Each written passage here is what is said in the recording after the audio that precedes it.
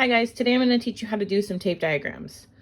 What we're going to do is we're going to read the problems together. I'm going to walk you through the steps to complete them, and then you guys have an assignment to do 5 problems on your own. So let's start by reading the first problem. There were 15 cupcakes on the counter. AJ ate some of them, and now there are 7 cupcakes left on the counter. How many cupcakes did AJ eat? Well, let's start by first circling the things that we know. We know that there are 15 cupcakes on the counter. We know that AJ ate some of them. Now, when I see the word some, that gives me a clue that I don't know that number. So I'm going to put the question mark on top of the word some because I don't know how many some is, but I do know that there are still 7 cupcakes left on the counter. The question that we're trying to solve is how many cupcakes did AJ eat? So I'm going to underline that. First thing I need to do now is my tape diagram. So because we started with 15 cupcakes, I'm going to draw a tape that is big enough for 15 cupcakes. And then I need to separate it by the other things we know. I know that AJ ate some of them, which I don't know how many some is, so I'm going to put a question mark.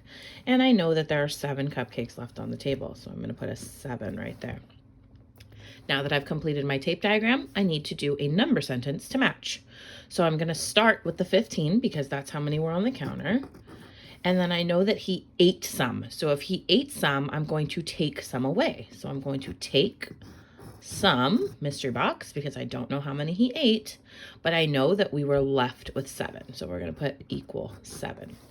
Now I need to figure out what goes in that mystery box. There's a couple ways you can do it. The easiest way would be to start at 7 and count up.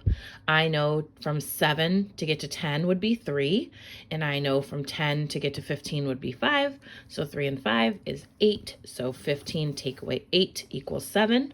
I could also look at it like a near double fact. I know 7 and 7 is 14, and 15 is 1 more than 14. So 7 plus 8, which is 1 more than 7, would be our answer there.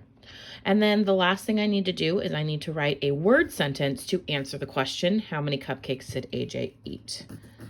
AJ ate 8 cupcakes. Notice how my sentence starts with a capital and ends with a period. Now we're going to go to number 2. There were 13 ducks in a pond. Some ducks flew away, and now there are 7 ducks left. How many ducks flew away? Well, I'm going to circle what we know again. I know there are 13 ducks in a pond. I know that some ducks flew away. There's that keyword some again. So I'm going to put a question mark there. And I know that there are 7 ducks left in a pond. My question this time is how many ducks flew away? So I'm going to go ahead and underline that. We're going to start the same way by drawing a tape diagram. I know my tape needs to be big enough for 13 because that's how many ducks were in the pond. I know that some flew away, so I'm going to do this and put a question mark for my sum, and I know we were left with 7 ducks. Now that my tape diagram's done, what do I need to do? You guessed it, I need to do my number sentence. I'm going to start with my biggest number, which is 13, because that's how many we started with in the pond. I'm going to take away the ducks that flew away, which we don't know how many, so I'm going to take away a mystery box, and then I'm left with 7 ducks. I need to figure out what goes in that mystery box, and I can do it the same way. I know that 6 and 6 is 12, and this is 13, which is 1 more. So if I have 7 left, I know that 7 plus 6 is 13, or I can do it the same way I did the first time, and I can start with 7 and keep counting until I get to 13. So 13 take away 6 equals 7, and now I need to do my number sentence. I just did my number sentence. Now I need to do my word sentence to answer my question. How many ducks flew away? 6 ducks flew away. Notice how I'm ending with a period. We have one more question that we're going to do together.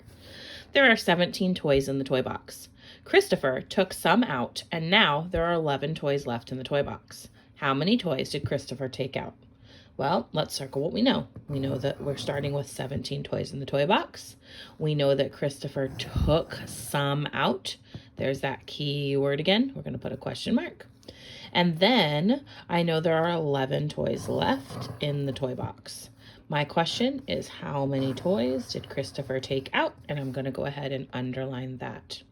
So now I need to do my tape diagram. We're going to start with a larger tape this time because it needs to be big enough for 17. I know that he took some out, so I'm going to go ahead and do this and put a question mark. That's representing the amount of toys he took out. And then I'm left with the 11 toys he had left in the toy box. Now that my tape matches my story, I now need to do my number sentence. Again, we started with 17 toys. He took some out, so I'm going to take away the ones he took out, which we don't know how many that is yet. And I know that he had 11 left. All right, to solve this one, let's think about 10, which is close to 11, and 10 to 17 would be 7, right? So 11 to get to 17 would be 6. So 17 take away 6 equals 11. Now that I did my number sentence, I need to answer my question with a word sentence. How many toys did Christopher take out?